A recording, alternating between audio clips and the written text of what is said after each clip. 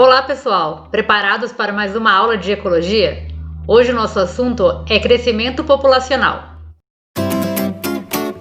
Vem aprender bio comigo?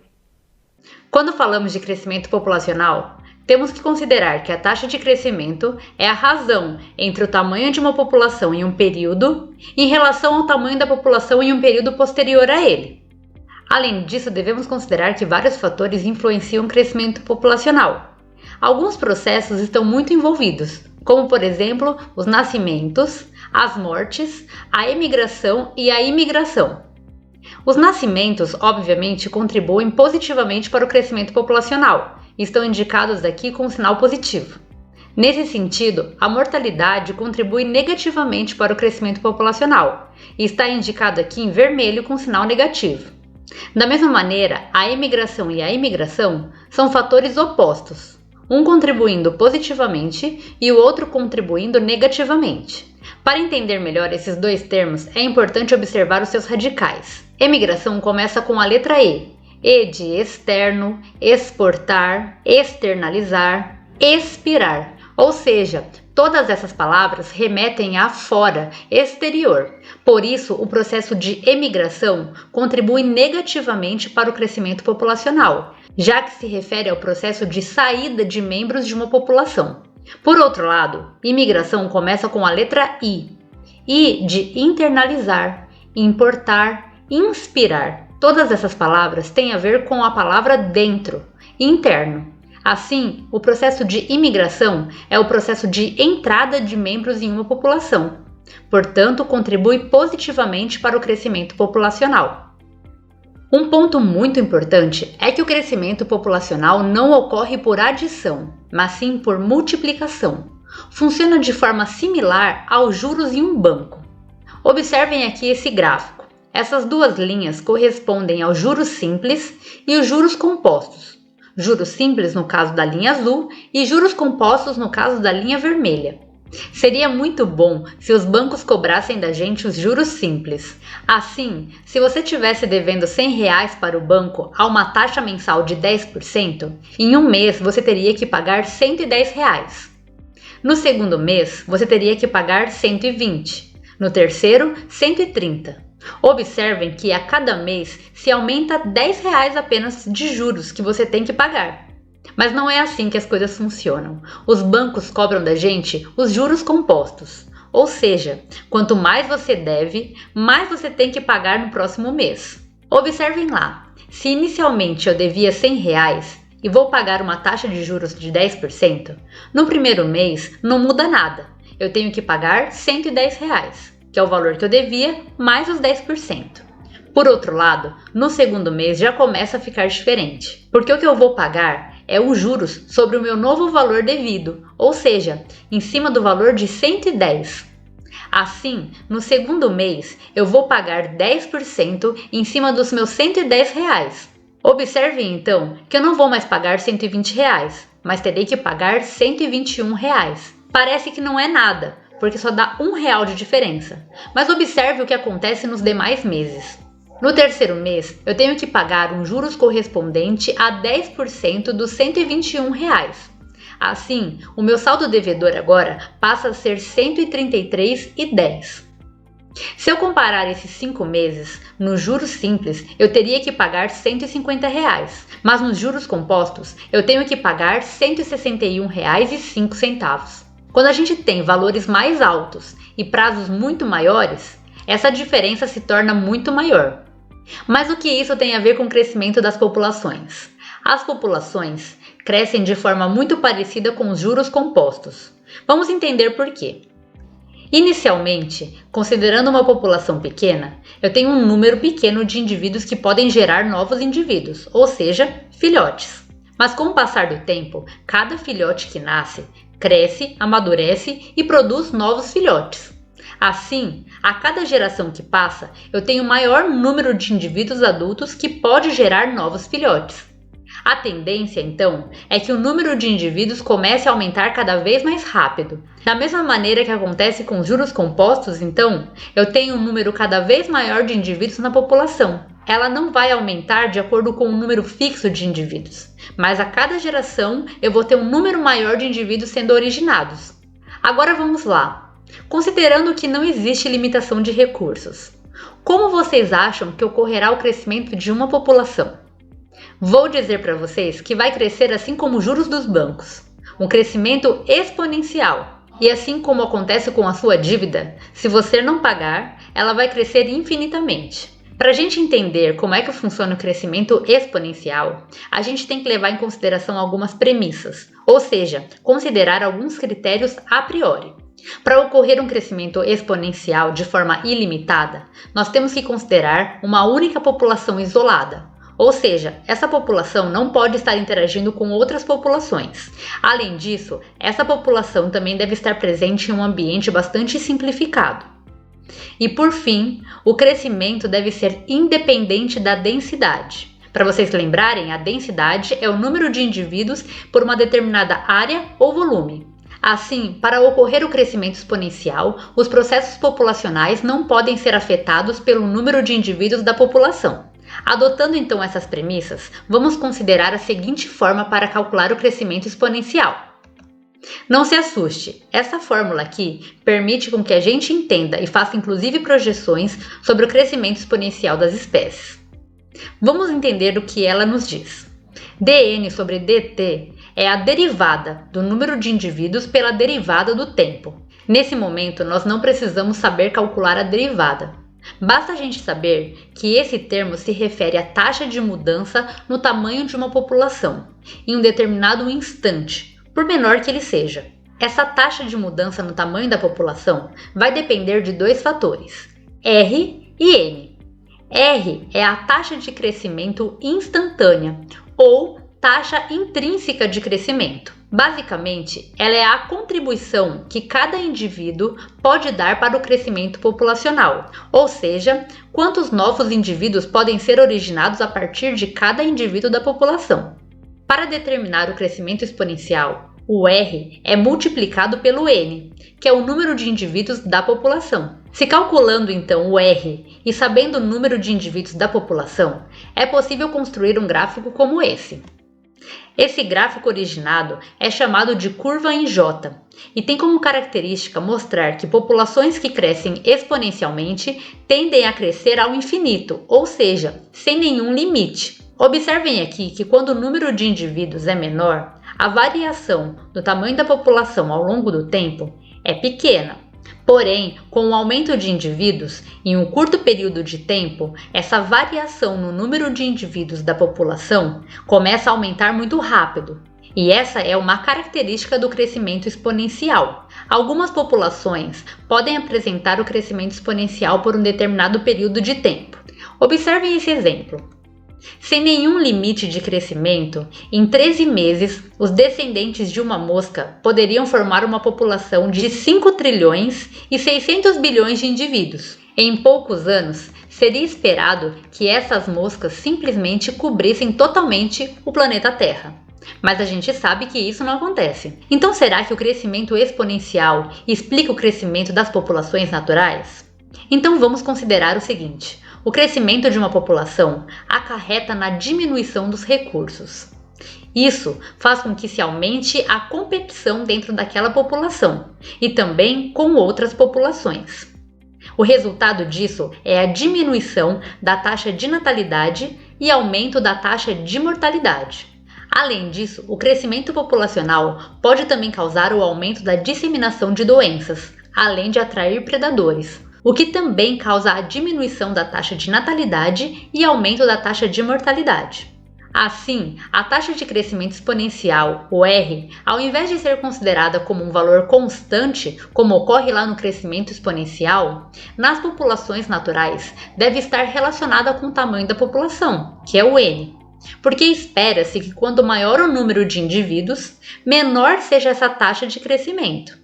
Por isso, a gente diz que as populações naturais tendem a ter um crescimento logístico. Vamos entendê-lo melhor. Comparando esses dois tipos de crescimento, a gente percebe que no crescimento exponencial, o R, que é a taxa de crescimento intrínseco, é constante, ou seja, independente do tamanho da população. Por outro lado, o R no crescimento logístico é uma taxa que varia de acordo com o tamanho da população. Assim, ele é o resultado da multiplicação entre o R0, que é a taxa de crescimento intrínseca da população quando o seu tamanho é muito pequeno, ou seja, a maior taxa que uma população pode crescer, multiplicada pela diferença entre 1 menos N dividido por K. N a gente já viu que é o número de indivíduos de uma população. Por outro lado, o K é a primeira vez que a gente vê. O K se refere à capacidade de suporte de um ambiente, e ele representa o número máximo de indivíduos que um ambiente pode suportar de uma determinada espécie. Assim, naquela fórmula do crescimento exponencial, o R deve ser substituído por esse outro termo, e aí a fórmula vai ficar da seguinte maneira. Novamente, não se assuste com essa fórmula, vamos entender o que ela significa. Esse primeiro termo aqui se refere à taxa de mudança no tamanho da população em determinado instante, assim como a gente viu lá no crescimento exponencial. Mas, diferente de lá, nós vamos considerar aqui que a taxa de crescimento não é constante. Então, olha lá, essa segunda parte aqui da fórmula leva em consideração a multiplicação desses três fatores. O R0, que é a taxa de crescimento intrínseco da população quando o número de indivíduos é próximo de zero. Leva em consideração também o N, que é o número de indivíduos da população naquele momento. E por fim, a redução na taxa de crescimento devido ao adensamento da população. Ou seja, leva em consideração o número de indivíduos presentes na população em comparação à capacidade de suporte, o K. Isso porque a taxa de crescimento diminui com o tamanho da população. Vamos entender de que maneira. Observem que a taxa de crescimento é multiplicada por esse termo aqui, 1 menos N dividido por K. Quando N for menor que K, significa que o número de indivíduos da população ainda não atingiu a capacidade de suporte. Nesse caso, por N ser menor que K, a divisão entre os dois vai dar um número menor que 1. Assim, ao colocar ali na fórmula, eu vou ter 1 menos um valor menor que 1, resultando, portanto, em um valor positivo. Dessa maneira, a variação daquela população vai ser também positiva. Assim, a tendência é que a população vai estar crescendo. Por outro lado, quando N for maior que K, ou seja, o número de indivíduos de uma população já tiver ultrapassado a capacidade de suporte daquele ambiente, o resultado da divisão de N por K vai ser um valor maior que 1, porque N vai ser maior que K.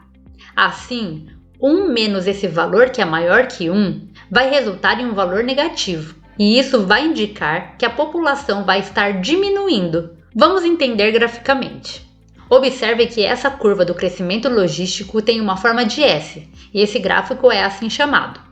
Quando a gente pega uma população natural, a gente consegue perceber que inicialmente o crescimento é rápido, porque o número de indivíduos da população está bastante longe da capacidade de suporte do ambiente. Por outro lado, a partir de um determinado momento, indicado aqui por esse ponto, a taxa de crescimento começa a diminuir. Ou seja, o número de indivíduos gerados por cada um dos indivíduos da população se torna gradualmente menor. Isso já começa a ser uma influência do número de indivíduos da população, ou seja, da densidade.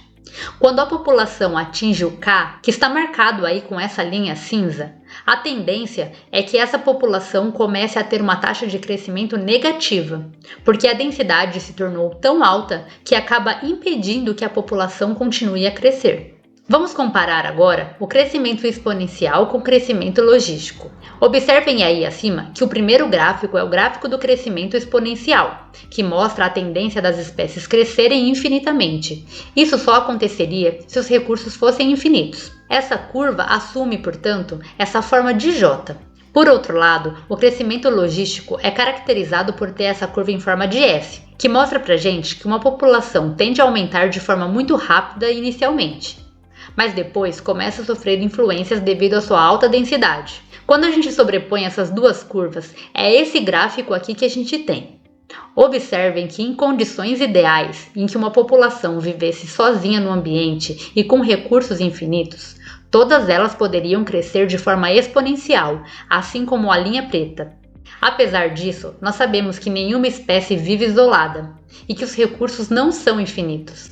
Assim, a curva que melhor representa o crescimento das espécies é a curva em rosa. Essa curva é considerada a curva do crescimento real e ela representa o crescimento logístico. Percebam que a diferença entre essas duas curvas, como indicado aí no meio em verde, representa a resistência do meio, ou seja, representa a competição, os recursos limitados, a predação, o parasitismo. É devido a esses fatores que as espécies não podem realizar a sua curva de potencial biótico máxima e acabam realizando a sua curva de crescimento real. Observem também aqui que em azul a gente tem a capacidade de suporte do ambiente, o K. A maioria das espécies nos seus ambientes naturais tem as suas populações com tamanhos próximos a K, mas elas não são totalmente estáveis. Observem aí que próximo a K essa população está flutuando. Ou seja, quando a população está com um número de indivíduos um pouco abaixo de K, a taxa de crescimento tende a ser positiva e a população tende a crescer um pouco, mas logo ela é influenciada pela falta de recursos, aumento da predação, aumento da competição. Assim, a taxa de crescimento passa a ser negativa e acaba diminuindo o número de indivíduos da população, que começam agora a ter um número um pouco menor do que K. Num próximo momento, então, as populações tendem a crescer novamente um pouco. Assim, o resultado é uma flutuação próxima ao valor de K. Como nós acabamos de ver, vários fatores atuam no crescimento populacional, e nós acabamos de ver que esses fatores podem ser dependentes da densidade. Esses fatores que são dependentes da densidade têm seus efeitos aumentados quanto maior o número de indivíduos da população. Por outro lado, podem existir fatores que afetam o crescimento populacional, mas que são independentes da densidade, ou seja, não dependem do tamanho da população. Vamos ver exemplos desses dois tipos de fatores. Como a gente já falou, os fatores dependentes da densidade relacionam-se a recursos, como por exemplo, suprimentos de alimento, espaços, mas também podem estar relacionados a interações ecológicas, como por exemplo, a presença de predadores e parasitas. Os fatores dependentes da densidade, então, controlam, regulam o tamanho das populações, como a gente acabou de ver ali naquele gráfico do crescimento logístico. Isso porque os fatores dependentes da densidade afetam os valores da tabela de vida das populações. Olha só, a intensa competição por recursos, devido a uma população com um número grande de indivíduos, pode acarretar na diminuição do número médio de descendentes produzidos. Além disso, a alta taxa de predação ou de parasitas, que é característico de populações com grande número de indivíduos, ou seja, com altas densidades, podem influenciar na taxa de sobrevivência ou de mortalidade das populações. Mas curiosamente, em alguns casos, que são poucos, existe a possibilidade da densidade contribuir positivamente para o crescimento populacional, ou seja, uma dependência inversa da densidade. Nesse caso, à medida que a densidade aumenta, causa também o aumento da taxa de crescimento. Isso é observado, por exemplo, quando indivíduos que vivem juntos podem diminuir a taxa de predação. Assim, quanto maior o número de indivíduos, menor vai ser a mortalidade. Logo, vai ter uma maior taxa de crescimento. Além disso, uma maior densidade, em alguns casos, também pode aumentar a probabilidade de encontrar parceiros reprodutivos, o que também aumenta a taxa de crescimento de uma população. Isso ainda, em alguns casos, pode diminuir o endocruzamento, produzindo filhotes mais saudáveis, o que também ajuda a aumentar a taxa de crescimento das populações. Do lado completamente oposto, a gente tem os fatores que são independentes da densidade. Esses fatores afetam as populações independente do número de indivíduos que a compõem. Podemos citar como fatores independentes da densidade a temperatura, a precipitação e também eventos catastróficos. Esses fatores influenciam a taxa de crescimento de uma população e geralmente drasticamente, diminuindo o número de indivíduos, como a gente pode observar aí nessa imagem. Apesar disso, esses fatores, por serem independentes da densidade, não têm a capacidade de regular o tamanho das populações, ou seja, eles não ajudam a controlar o número de indivíduos da população de maneira que permita com que uma população fique próxima à capacidade de suporte do ambiente. Para finalizar, Vamos observar aqui algumas variações populacionais que a gente consegue encontrar na natureza. Essa população de carneiros aí é uma população natural da Tasmânia e foi acompanhada por mais de um século. E se observou pequenas variações no número de indivíduos da população, que giraram em torno de 1.230.000 a 2.250.000. Por outro lado, algumas populações podem apresentar variações de tamanho muito grande em um período muito curto de tempo. É o que a gente consegue observar aqui nessas algas verdes. Essas populações podem inflar ou desinflar em alguns dias ou semanas. Mas por que será que essas variações populacionais são tão diferentes? Observem aqui que essas variações populacionais estão relacionadas a características dessas espécies. Os carneiros, por exemplo, apresentam maiores tamanhos corporais. Além disso, apresentam maior poder de homeostase, ou seja, resistem melhor aos efeitos fisiológicos das mudanças ambientais. Assim, seu organismo é mais estável. Por fim, os carneiros apresentam uma maior expectativa de vida.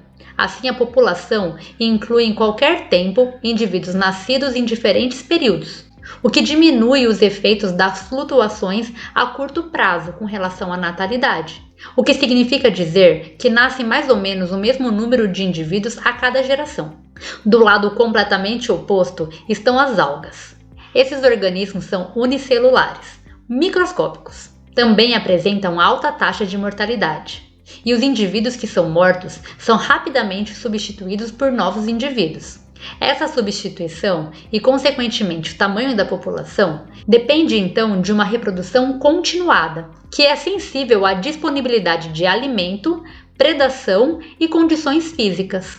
Assim, essa população tende a aumentar drasticamente quando tem muito alimento e as condições físicas são ideais. Em comparação, quando os recursos começam a se esgotar ou as condições físicas se tornam desfavoráveis, essa população diminui também drasticamente. Assim, podemos concluir que as variações populacionais dependem da magnitude da flutuação no ambiente, mas também da estabilidade intrínseca da população. As populações de carneiros, por exemplo, têm uma alta estabilidade intrínseca.